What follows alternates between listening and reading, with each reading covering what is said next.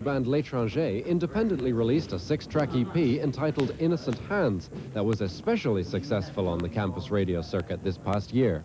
Most Southern Ontario towns are university towns. University radio picks up independence and gives them a lot of airplay. That's how we broke in Ottawa.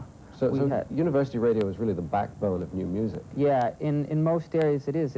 And say for Ottawa, for instance, before we came up there, we had so much radio play from the university station at Carleton that when we came out there, our gigs were sold out, and people were buying the records, and they knew about us because we had radio play in the universities.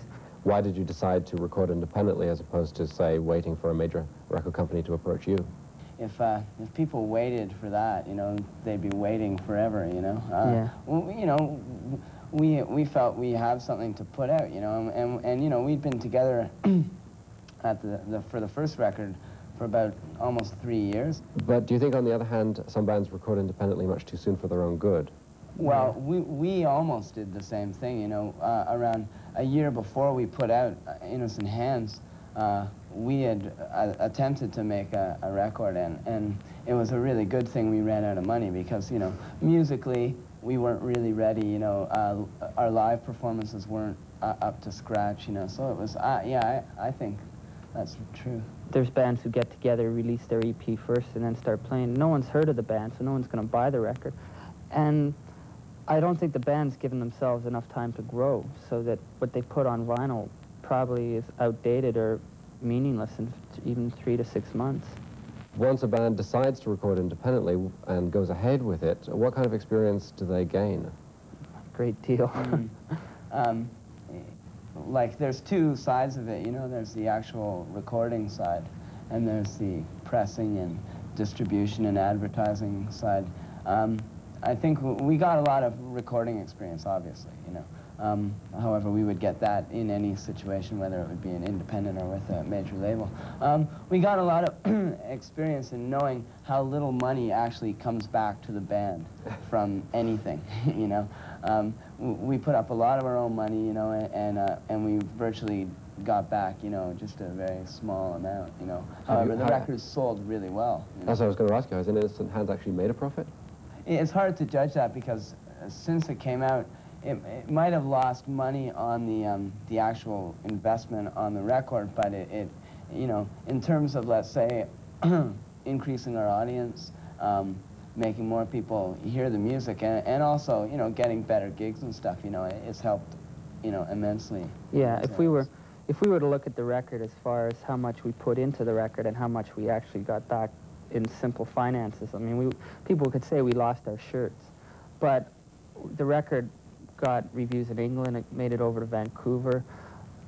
Just the amount of people who were able to pick up on the band because we had vinyl out, I think that was where we made it. If we decided whether it was a profit or loss venture at the beginning, we wouldn't have recorded the record. We would have, I mean, gotten straight jobs and put money in the bank.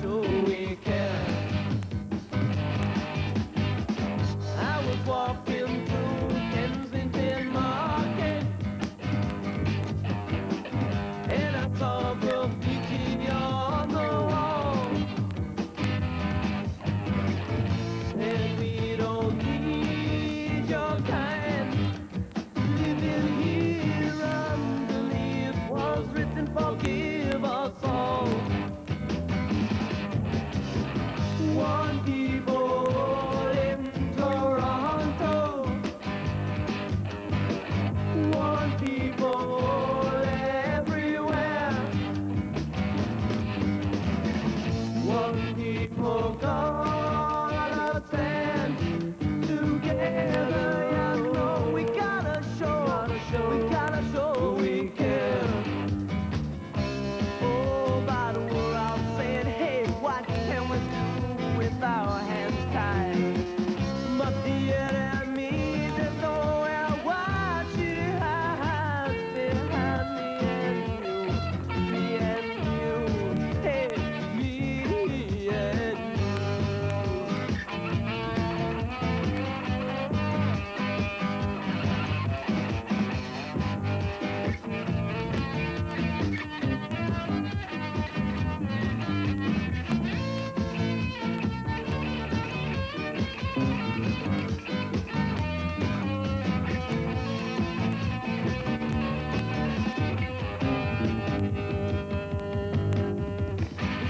Is a cultural mosaic.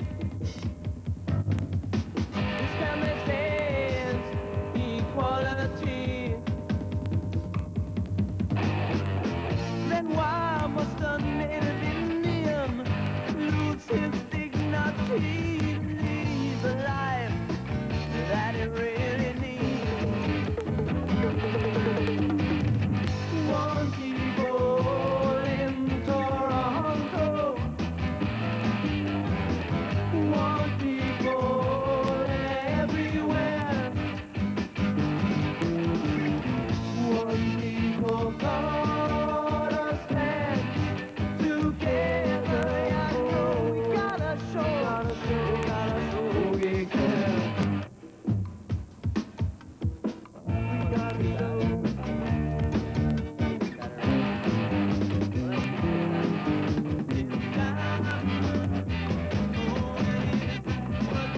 Still to come on the new music, The Alarm, Spandau Ballet, and Michael Jackson.